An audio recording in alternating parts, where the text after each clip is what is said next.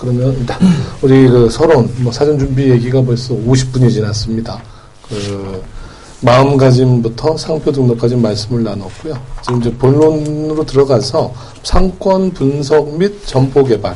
먼저 이제 그 영업을 하고 창업을 하려면 이게 제일 중요한 것 같아요. 상권 분석하고 점포 개발. 이 부분에 대해서 좀 말씀을 나눠보도록 하겠습니다. 근데 첫 번째로 점포 계약. 상가를 계약하는 데 있어서 유의사항이 있을 것 같아요. 그래서 이 부분 뭐 외식업 인허가 문제, 어느 위치에는 뭐 허가가 난다 안 난다. 그다음 건물주와의 직접 계약. 중국이 아까 말씀하셨듯이 그 먼저 전체적으로 임대를 해서 재임대해 놓고 이렇게 하시는 분들이 있는 경우가 참 많은 것 같은데 요 두 가지에 관해서 한번 좀 그 경험 있으시면은 말씀을 주시면 좋을 것 같습니다. 먼저 정사님 말씀. 네, 이런 부분들은 이제 굉장히 중요한데요. 그 이제 처음 오시는 분들은 이런 부분에 대해서 잘 모르기 때문에 이런 데에서 이제 많이 그 함정이 발생을 하죠. 예를 들어서 이 매장에서는 고깃집을 할 수가 없는데, 근데 그 건물주가 또는 이제 그 물업이죠. 이제 관리사무소에서 가능하다라고 이제 얘기를 해서 이제 대뜸 계약을 하고 이제 인테리어가 들어가는 부분이 많이 있는데 이런 부분은 그 사전에 그 문서로 확인을 해야 된다고 생각을 해요. 이 문서가 정확하기 때문에 이 공간에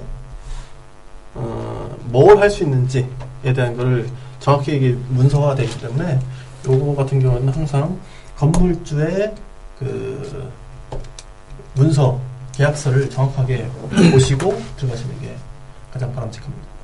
금방 말씀 주신 확인 방법이 계약서가 아니고 네. 방산증 영업 뭐라고 하나요? 예, 방산증. 방산증에 보면은 이제 거기에 나와 있나요? 거기에 나와 있죠.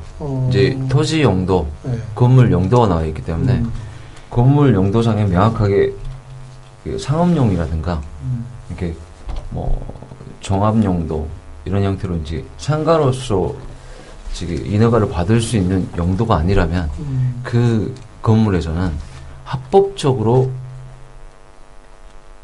회사를 설립해가지고 식당한다는 것은 불가한 거죠. 근데 좀 의문이 기본적으로 일반 우리 그 한국에서 오시던 여기 살고 있는 사람이 하던 그 식당업을 안 하셨던 분들이 하신다고 했을 때는 먼저 그 공간을 보고 좋다 라고 했을 때 먼저 이제 접근이 시작이 되잖아요. 그랬을 때 그 계약 전에 자 당신들 이 방산증 이거를 줘라고 했을 때 일반적으로 주나요? 아니면 어떻게 되나요? 네, 다 보여주게 돼 있습니다. 네. 그럼 이제 그 보여준 걸 가지고 우리는 일반적으로 모르니까 그럼 그거를 이제 뭐 아시는 분을 통한다던가 이렇게 뭐 법률적으로 뭐 자문을 구해야 되는 상황인 거네요. 우선 용도를 보더라도 이 층이라든가 호수가 명확하게 나와 있지 않는 경우들이 상당히 많기 때문에 그 부분들은 명확한 위치를 상대로 소재지 공사국에 조회를 해서 문의를 하지 않는 이상은 명확하게 구체적으로 정확하게 답변해 줄 수 있는 사람은 아무도 없습니다. 부동산 회사든 법률사무소든 컨설팅 회사든 그 누구도 단지 그 지역에서 법인 등기를 해주는 공사국에 문의를 해서 용도가 이렇게 나왔고 위치가 그냥 층으로 되어 있는데 그 층에서 사이드로 빠져있는 뭐 반지하 형태라든가 이렇게 빠져있는 그 공간인데 등기가 가능하느냐라고 구체적으로 문의를 해가지고 답변을 들어야만이 가능하다고 보셔야지 그렇지 않고 누군가에 의해서 그 이야기를 토대로 계약서를 체결한다는 것은 상당히 위험하다고 보실 수 있죠. 근데 개인이 아니면 네. 개인이 되었던 개인 직원이 되었던 그뭐 말씀하신 자 A라고 하는 곳에 그 뭐 1호다고 했을 때 이게 뭐 500평인데 250평방을 나눠서 뭐 계약을 하겠다 이제 그랬을 경우에 그러면 이 250평방에 대한 주소지만 알고 가서 공사국 가면은 거기에 대한 뭐 이렇게 증 같은 걸 띄워주나요? 아니면 어떻게 되나? 그렇지는 않고요. 그러니까 오시게 되면 실무적으로 보면 함정들이 굉장히 많이 있어요.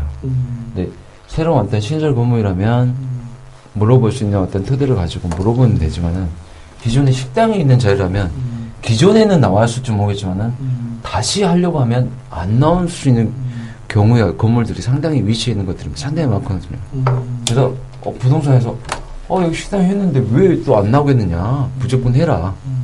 아니면 건물주가 이건 안 나올 수가 없다, 100% 나오는 데다, 안 하려면 말고, 이런 식으로 하면 조금 싸다면은 이제 그것 때문에, 가격 때문에 혹해가지고 계약을 먼저 체결하시는 분들이 많은데, 어쨌든 중국에 오셔가지고 이 고정 지출이 가장 큰 부분이 이 임대 계약이기 때문에 이 부분은 명확하게 체크를 하시는 게, 그 체크하실 수 없는 방법이 없으시다면 이렇게 오래 계신 이렇게 분들이 있으시니까 어떤 식으로 체크를 해야 되는지 꼭.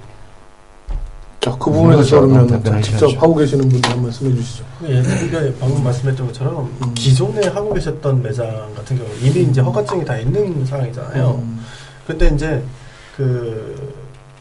예전에는 건시라는 거, 인맥이라는 것으로 이게 다 풀 수가 있었습니다. 이게 조금 막 발전하던 이런 나라에서는 이제 그런 부분들이 이제 암암리에 이제 형성이 돼서 불법도 이제 합법화할 수 있는 이런 조건이 형성이 됐었는데, 이제 점점 가면서 투명해지는 거죠, 모든 것이.